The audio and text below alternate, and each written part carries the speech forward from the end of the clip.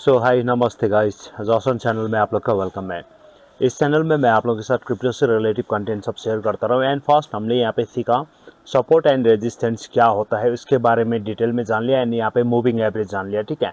And आज की video में हम लोग जानने वाले हैं कि RSI किस तरह से काम करता है एंड RSI क्या है, ठीक है। तो वीडियो को आप लोगों ने पूरा देख लेना ताकि आप लोगों को ट्रेडिंग में बिल्कुल ईजी हो जाए। ये चैनल आपके लिए बहुत ही बेस्ट प्रूफ हो सकता है।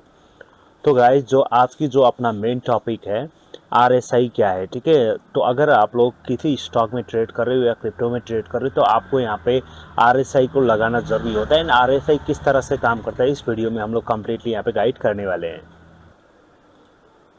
तो अपने को सबसे पहले यहाँ पे समझना होगा RSI क्या है। तो यार, RSI का फुल फॉर्म है रिलेटिव स्ट्रेंथ इंडेक्स, ठीक है। RSI कुछ इस तरह से यहाँ पे मूव करता है। एंड ये चार्ट में किस तरह से अप्लाई होता है मैं वो भी आप लोगों को बताऊंगा, ठीक है। ये एक मोमेंटम इंडिकेटर है। ये मतलब मार्केट का मोमेंटम यहाँ पे शो करता है। सिंपल लैंग्वेज में ये बात बताता है मार्केट कितना फास्ट ऊपर गया है और कितनी फास्ट नीचे आया हुआ है, ठीक है। RSI की जो वैल्यू होता है 0 से लेकर के 100 के बीच में होती है। बस इसी नंबर को देखकर ट्रेडर डिसीजन लेता है, ठीक है।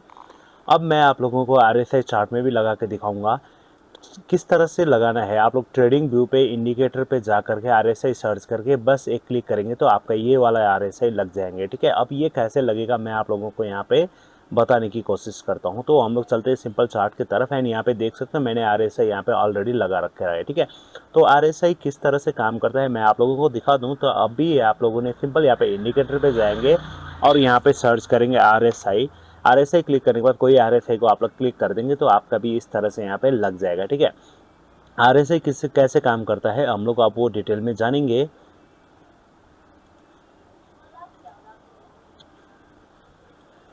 RSI के नंबर सबसे इम्पोर्टेंट लेवल 70 के ऊपर, मतलब मार्केट बहुत ज़्यादा बाई हो चुका है और 50 ट्रेंड बनाता है, ठीक है। मतलब अगर 50 पे है वो तो ट्रेंड में है। अगर 30 के नीचे मतलब मार्केट बहुत ज़्यादा सेल हो चुका है। तो क्या होता है 30 के नीचे हम लोग के बाई जोन एक बनता है एंड 70 के ऊपर अपना सेल बनता है एंड 50 के करीब चल रहा है तो हम लोग यहाँ पे वेट एंड वॉच का यहाँ पे बनता है, ठीक है। ये 3 लेवल याद रखना बहुत ज़रूरी है। अब हम लोग इसको चार्ट में देख लेते हैं यहाँ पे, ठीक है। आप लोग चाहे तो यहाँ पे एक लाइन भी ड्रॉ कर सकते हो, जैसे ओरिजेंटल लाइन ले लिया। अभी कितना पे चल रहा है यहाँ पे देख सकते हो 39.80 पे चल रहा है। मतलब यहाँ पे अब भी जो है ना थोड़ा सा सोल सेल सिस्टम में है, मतलब नीचे आएगा। अगर 30 से नीचे आ गया तो अपने को यहाँ पे एंट्री बनता है। तो आप लोग देख लेना हमेशा। मैं एक ड्रॉ और कर लेता हूँ यहाँ पे 70 के ऊपर। 70 तो ऊपर ही है, ठीक है। यहाँ पे 70 ये टॉप वाला ही है, ये वाला है। अब हमने नॉर्मली क्या समझना है कि जैसे ही ये RSI नीचे आकर के 30 के करीब छू जाता है तो अपना एक वहाँ पे जो है ना बाई बनता है, क्योंकि हमेशा RSI यहाँ पे नीचे आने के बाद ये जम करता है। यहाँ पे आप लोग देख सकते हैं RSI नीचे आया फिर ऊपर गया, यहाँ पे ओवरसोल्ड हो गया, नीचे आ गया, नीचे आ गया, नीचे आ गया, यहाँ पे फिर ये 30 को टच किया फिर ऊपर गया, ऐसे ही, ठीक है। जब यहाँ पे ओवरसोल्ड हो गया तो अब यहाँ पे नीचे आ रहा है, ठीक है। नीचे आने के बाद यहाँ पर आता है तो हम लोग एक बाई यहाँ पे कर सकते हैं। तो RSI को हम लोग इस तरह से जज कर सकते हैं, ठीक है। अगर RSI 70 के ऊपर चला जाता है तो इसका मतलब मार्केट कंटिन्यूसली ऊपर गया है, ठीक है। 70 से ऊपर जा रहा है तो मार्केट ऊपर जा रहा है, लेकिन इसका मतलब ये नहीं कि अभी मार्केट क्रैश ही करेगा। कोई ज़रूरी नहीं है कि 70 से ऊपर जाने के बाद क्रैश ही करेगा। वहाँ पे न्यूज़ क्या आ रहा है एंड इसका फंडामेंटल क्या हो रहा है एंड उसमें कोई इवेंट नहीं है, उसके चलते ये RSI और ऊपर भी जा सकता है। मतलब कि अगर 70 में भी जाता है तो यहाँ पे देख सकते हो ये कितने तक गया है, यहाँ पे देख लेंगे तो ये RSI 79 तक गया हुआ है, ठीक है। और यहाँ से भी ऊपर जा सकता है। हम लोग टाइम फ्रेम 1 आवर्स का लगा रहे हैं। अगर इसी को हम लोग यहाँ पे 2 आवर्स का लगा लेंगे तो समझ में आ जाएगा। 2 आवर्स में लगाएंगे तो यहाँ से 70 से ही रिजेक्ट हुआ है, ठीक है। तो RSI अपने को ये इंडिकेटर देता है अगर 30 के करीब आता है तो बाई कर लो, 70 से ऊपर जाता है तो सेल कर लो। ये नॉर्मल हम लोगों को ये समझ देंगे तो फिर भी यहाँ पे आप लोगों को ट्रेडिंग में बहुत ज़्यादा मुनाफा होने की चांसेस यहाँ पे रहता है, ठीक है। अब हम लोग बात कर लेते हैं यहाँ पे ओवरसोल्ड क्या होता है, मतलब ज़्यादा ओवरसोल्ड क्या होता है। ओवरसोल्ड का मतलब है कि आपकी जो ये RSI लेवल है 30 से नीचे आए, ठीक है। यहाँ पे देख सकते हो 30 से नीचे आ रहा है। अगर RSI 30 के नीचे आ गया तो मार्केट बहुत सेल हो चुका है, मार्केट में जितना भी एसिड है वो बहुत ज़्यादा सेल हो चुका है, कि मतलब कि यहाँ से बाउंस होने के चांसेस मिल सकता है, ठीक है। तो 30 से जब भी नीचे आएंगे तो हम लोग यहाँ पे थोड़ा बहुत यहाँ पे बाई कर सकते हो। हर बाई प्राइस ऊपर ही जाएगा इसकी कोई गारंटी नहीं होता। कंफर्मेशन लेना बहुत ज़रूरी है। मतलब कंफर्मेशन क्या है कि यहाँ पे 30 पे आया तो इस तरह से यहाँ पे जंप करने लग गया, ठीक है, एंड फिर यहाँ पे 70 पे पहुँच के नीचे आ रहा है। मतलब हम लोग सिंपल सी लैंग्वेज में बात करेंगे तो 30 पे हम लोग थोड़ा बहुत बाई करेंगे एंड 70 पे अपने को निकलना है मार्केट से। ये RSI के इंडिकेटर अपने को बताता है, ठीक है। अब हम लोग यहाँ पे बात करने वाले हैं सेल RSI का बाई सिग्नल, RSI का सेल सिग्नल और इसका डाइवर्जेंस क्या होता है, ठीक है। तो सबसे पहले तो प्रोफेशनल ट्रेडर कभी भी सिर्फ RSI देख करके बाई नहीं करता। प्रोफेशनल जो ट्रेडर होता है वो RSI के साथ साथ साथ बहुत सारे इंडिकेटर का यूज करता है।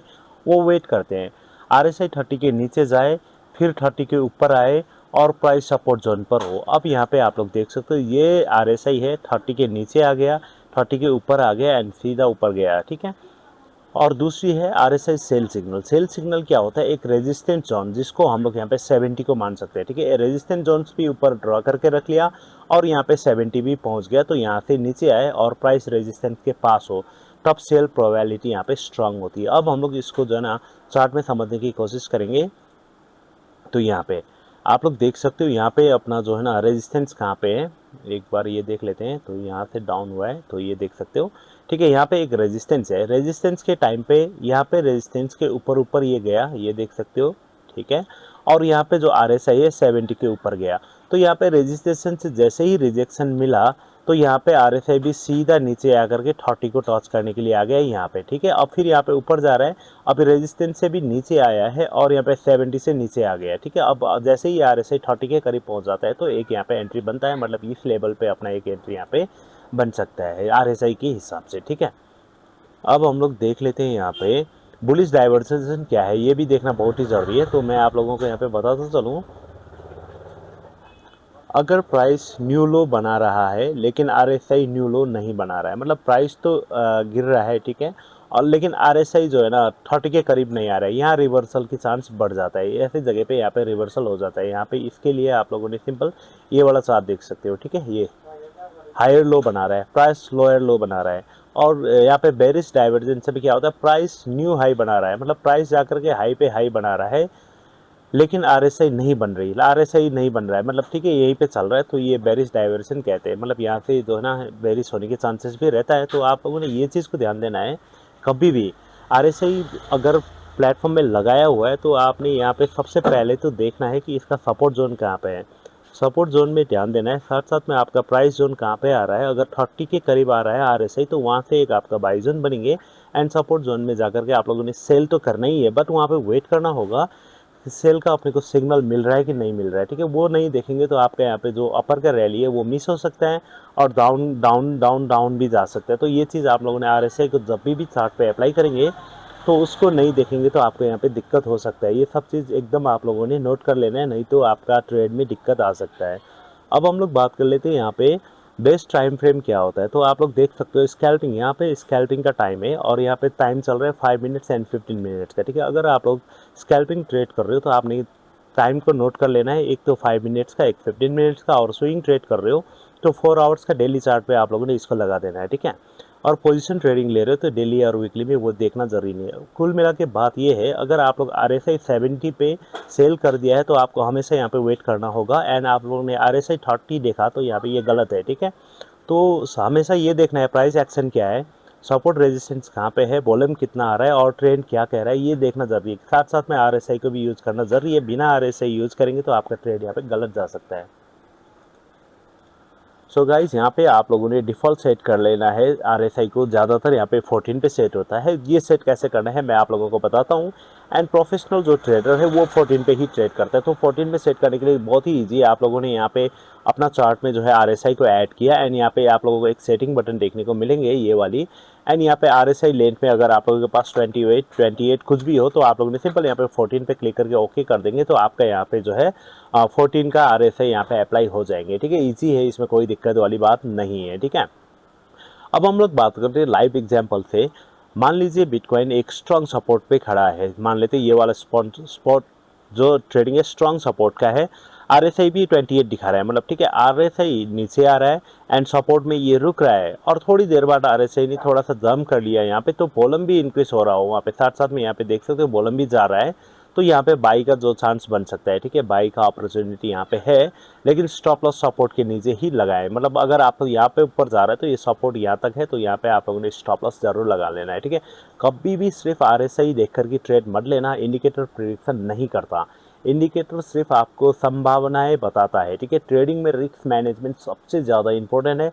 अगर आप लोगों ने रिस्क मैनेजमेंट करके किया हुआ है तो ट्रेडिंग में कोई भी दिक्कत यहाँ पे होने वाली नहीं है, ठीक है। अब ये देख सकते हो आप लोग RSI की अंडर भी ट्रेड करेंगे तो आपके यहाँ पे 30 ट्रेड में से 21 ट्रेड तो सक्सेस जा सकता है अगर आप लोग RSI को फॉलो करेंगे तो, ठीक है। तो मेन चीज़ क्या है, क्रिप्टो चार्ट में आप लोगों का RSI हमेशा लगा हुआ होना चाहिए। ओवरसोल्ड में आप लोगों ने बाई कर लेना है, ओवर सेल में आप लोगों ने बाई कर लेना है, ओवरसोल्ड में आप लोगों ने सॉरी जैसे ही RSI 28 के करीब आएगा तो आप लोगों ने बिना सोचे समझे बाई कर लेना है और 70 के ऊपर जाते ही आप लोग मार्केट से निकलने की कोशिश करना है। मतलब देख ले मार्केट का कंडीशन देख करके आप लोग वो कर सकते हो, ठीक है। अगर आप लोगों को कोई आज नया सीखने को मिला, अगर आप लोगों को ये चैनल की वीडियो कोई वैल्यू प्रोवाइड कर रहा है तो चैनल को सब्सक्राइब करें, बेल आइकन को जरूर प्रेस करके रखें ताकि आप लोगों को जॉसन चैनल की वीडियो की अपडेट मिलता रहे। एंड इस चैनल में हम लोग ट्रेडिंग से रिलेटेड बहुत सारे इंडिकेटर यहाँ पे नॉलेज वगैरह गेन करने वाले, उसके लिए मैंने एक यहाँ पे प्लेलिस्ट बनाया हुआ है।